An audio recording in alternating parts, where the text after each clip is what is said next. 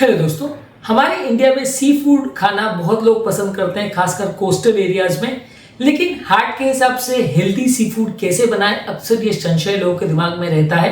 कैसे हम अपने सी फूड को करें जिससे वो और ज़्यादा हेल्दी हो जाए और नुकसान या बीमारियां ना करे। आज हम इस बारे में बात करेंगे।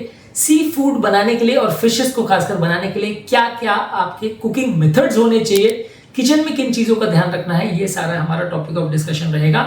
आज का वीडियो हर उस व्यक्ति के लिए इंपॉर्टेंट है जो सी फूड खाता है और जिसको डॉक्टर्स ने बताया कि सी फूड उसको खाना चाहिए क्योंकि उसके लिए हेल्दी है, लेकिन वो डिसाइड नहीं कर पा रहा है कि क्या खाना है और कैसे खाना है, कैसे पकाना है। टॉपिक पर जाने से पहले जो लोग हमारे चैनल पर नए हैं उन्हें रिक्वेस्ट करूंगा कि चैनल को सब्सक्राइब करें। हमारे चैनल का पर्पज है हेल्थ एजुकेशन के द्वारा लोगों को हेल्दी बनाना, और इस मिशन में आप हमारे सहभागी बन सकते हैं। चैनल को सब्सक्राइब करके, वीडियोस को लाइक करके, कंटेंट्स को शेयर करके। टॉपिक के दौरान कुछ इंटरेस्टिंग साइंटिफिक फैक्ट्स, कुछ प्रैक्टिकल यूटिलिटी की बातें, कुछ साइंटिफिक फैक्ट्स और स्टडीज और कुछ इंपॉर्टेंट इश्यूज के बारे में आपको बताऊंगा, इसलिए बने रहिए हमारे साथ एंड तक। चलिए शुरू करते हैं हमारे साथ हेल्थ का सफर। क्या आपके परिवार में फिश बनाई जाती है, और यदि आप बनाते हैं तो आप उसको कैसे खाना पसंद करते हैं, कमेंट सेक्शन में लिख के हमें बताएं। जेंटल कुकिंग मेथड्स का प्रयोग करिए, स्टीम करिए फिश को, उसमें ओमेगा 3 फैटी एसिड और उसका मॉइस्चर प्रिजर्व रहेगा, ये हेल्थ के लिए ज्यादा अच्छा है। कोशिश करिए फिशेस को बेक करके खाएं, ये आपकी फिशेस को इवनली कुक करता है बिना ज्यादा ऑयल के, तो बेक करके भी आप खा सकते हैं। फिश को यदि आप ग्रिल करके खाते हैं तो उसका फैट ड्रिप कर जाता है, तो फैट कम बचता है, फ्लेवर भी बेटर मिलता है। और यदि आप इसको पोच करके खाते हैं और इसको कोकोनट मिल्क या ब्रॉथ के साथ सिमर करके खाते हैं तो ये ज्यादा अच्छे अप्रोच माने जाते हैं सी फूड पकाने के लिए, यानी स्टीमिंग, बेकिंग, ग्रिलिंग या पोचिंग। डीप फ्राई नहीं करना है, डीप फ्राई में ऑयल ज्यादा जाएगा, ट्रांस फैट ज्यादा जाएगा, नुकसान करेगा। ओवर चार करके तंदूरी फिश नहीं खाना है, तंदूरी फिश में ओवर चारिंग होती है तो उसके प्रोटीन्स डैमेज होते हैं, डिस्ट्रॉय होते हैं, फायदा उतना नहीं करेगा, ओमेगा 3 फैटी एसिड भी पूरा डिस्ट्रॉय हो जाएगा। हेवी बैटर कोटिंग फिश को बनाने में उसमें बहुत ज्यादा बैटर लगाया जो जाता है वो अच्छा नहीं है। ज्यादा हीट आप यूज करोगे तो ओमेगा 3 फैटी एसिड डिस्ट्रॉय हो जाएगा और उसमें ट्रांस फैट ज्यादा बनेंगे और टॉक्सिक कंपाउंड्स भी ज्यादा बनेंगे जो आपको नुकसान करेंगे। ये टॉक्सिक कंपाउंड्स कई बार कैंसर वगैरह भी करवा सकते हैं, तो जितना ज्यादा आप खराब तरीके से फिश को बनाओगे, जितना ज्यादा चार करोगे, उतना आपकी हेल्थ के लिए अच्छा नहीं है। इसके अलावा फिश को बनाने के लिए बहुत हेवी मैरिनेट अवॉइड करिए। ज्यादा पैकेज फिश मसाले वगैरह जो आते हैं इसमें कई बार सोडियम और प्रिजर्वेटिव ज्यादा आता है, उसको अवॉइड करिए। नेचुरल सीजनिंग जैसे कि नींबू है, हल्दी है, लहसुन है, अदरक है, काली मिर्च है, अजवाइन है, हर्ब्स है, ये सारी चीजों को ज्यादा प्रयोग करिए। नमक और प्रिजर्वेटिव्स का प्रयोग नहीं होना चाहिए।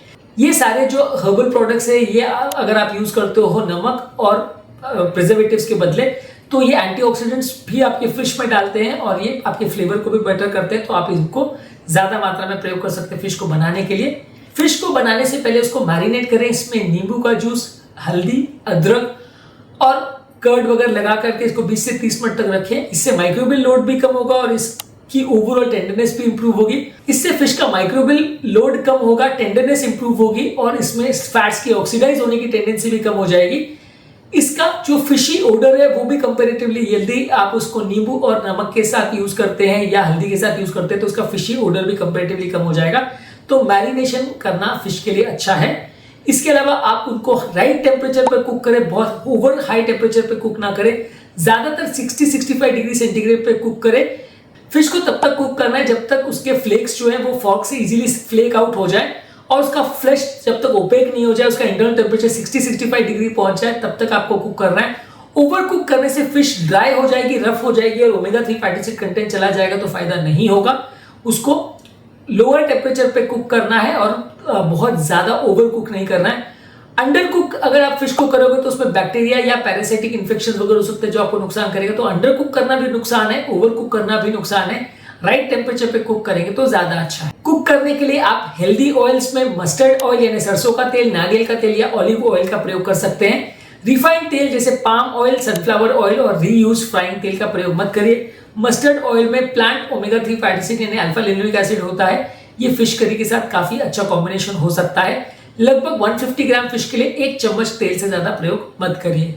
इसके अलावा कुछ एंटीऑक्सीडेंट जैसे हल्दी, करी लीव्स, लहसुन, अदरक, ये सारी चीजों का यदि आप प्रयोग करेंगे तो ये लिपिड ऑक्सीडेशन को कम करता है हीटिंग के दौरान और ये हेल्थ के लिए ज्यादा अच्छा है। साथ में वेजिटेबल्स और सैलड्स भी खाएं, ये आपकी एब्जॉर्प्शन को भी बेटर करेगा और ओवरऑल हेल्थ को बेटर बनाएगा, कोलेस्ट्रॉल एब्जॉर्प्शन भी बेटर होगा। वेजिटेबल और सैलड्स के साथ इसको खाएं तो ज्यादा अच्छा है। इसके अलावा रीहीट किया हुआ सी फूड को मत खाइए। रीहीट करने से सी फूड का टेक्सचर और न्यूट्रिएंट्स खराब हो जाता है। इसमें ऑक्सीडेटिव स्ट्रेस बढ़ जाता है, इसके फ्लेवर्स खराब हो जाते हैं। इसलिए अगर फिश को डायरेक्टली एक बार में गर्म करके खाएं तो ज्यादा अच्छा है। अगर बहुत ज्यादा जरूरत है भी रीहीट करने की तो उसको लो हीट या स्टीम में फ्यू मिनट्स तक ही गर्म करके फिर उसको खा सकते हैं, पर बहुत हेवी टेम्परेचर पे इसको रीहीट नहीं करना चाहिए, नहीं तो ये खराब करेगा। फिश को प्रॉपरली स्टोर करना चाहिए, 4 डिग्री सेंटीग्रेड पे 24 घंटे तक स्टोर करना चाहिए और फ्रेश ही खाना चाहिए।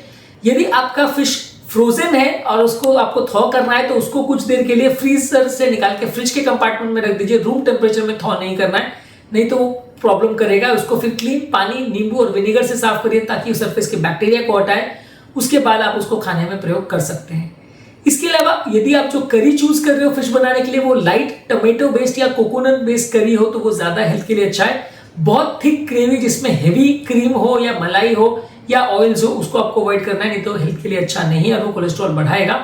इसके अलावा फिश को ओवर स्मोकिंग नहीं करना है। ओवर स्मोकिंग करने से पॉलीसाइक्लिक एरोमेटिक हाइड्रोकार्बन्स इसमें बढ़ जाते हैं जो कैंसर के रिस्क को बढ़ाते हैं। ओवर स्मोकिंग नहीं करना है। और ग्रिल भी आप कर रहे हैं तो फ्लेम को मॉडरेट इंटेंसिटी पे रखिए, बहुत ज्यादा हैवी इंटेंसिटी पे इनको बर्न नहीं करना है, नहीं तो उसमें कैंसर बढ़ाने वाले तत्व बढ़ सकते हैं। तो इनको आपको मॉडरेट इंटेंसिटी पे बर्न करना है। ये सारी चीजों का आपको ध्यान रखना है। तो ओवरऑल अगर आप फिश करी ले रहे हैं, जैसे रवस और पॉम्फ्रेट फिश ले रहे हैं, तो इसको टमाटर और नारियल के मिल्क के साथ लाइट सिमरिंग करना है। इसमें थोड़ा सा सरसों का तेल, हल्दी और लहसुन वगैरह डाल सकते हैं। इसमें ओमेगा 3 फैटी एसिड को प्रिजर्व करना है। ग्रिल मैकरल ले रहे हैं तो इसको ग्रिल या बेक करके लेना है। इसमें थोड़ा सा काली मिर्च, ऑलिव ऑयल और मसाले वगैरह का प्रयोग कर सकते हैं। ये ओमेगा 3 फैटी एसिड में रहता है और फैट कंटेंट इसका थोड़ा कम रहता है। सार्डिन को आप नॉर्मली स्टीम करके खाएं और उसमें थोड़ी करी लीव्स और मसाले वगैरह का प्रयोग कर सकते हैं। ये कैल्शियम और ओमेगा 3 फैटी एसिड में रिच रहता है। और प्रॉन को अगर ले रहे हैं तो इसको स्टिर फ्राई कर सकते हैं या इसको क्विक सॉटे कर सकते हैं। इसमें अलग अलग तरह के मसालों का प्रयोग कर सकते हैं। ये प्रोटीन में कम रहता है और ये थायराइड के लिए ज्यादा अच्छा है, तो ये आप प्रयोग कर सकते हैं यदि थायराइड का किसी को प्रॉब्लम है तो। अगर किसी को हार्ट डिजीज है या हाइपरटेंशन है तो फिश को स्टीम करें या बेक करें और सॉल्ट हेवी ग्रेवीज का प्रयोग ना करें। डायबिटीज किसी को है तो फिश को फाइबर के साथ कंबाइन करें और उसमें सैलेड और ब्राउन राइस का प्रयोग करें। किडनी का या गाउट का प्रॉब्लम है तो शेल फिश नहीं खा रहा है, लीन फिश खाना है। और अगर कोई वेट लॉस करना चाहता है तो फिश को ग्रिल या स्टीम करे और फिश को बैटर बहुत ज्यादा उसमें ना डाले, नहीं तो वो वजन बढ़ा सकती है।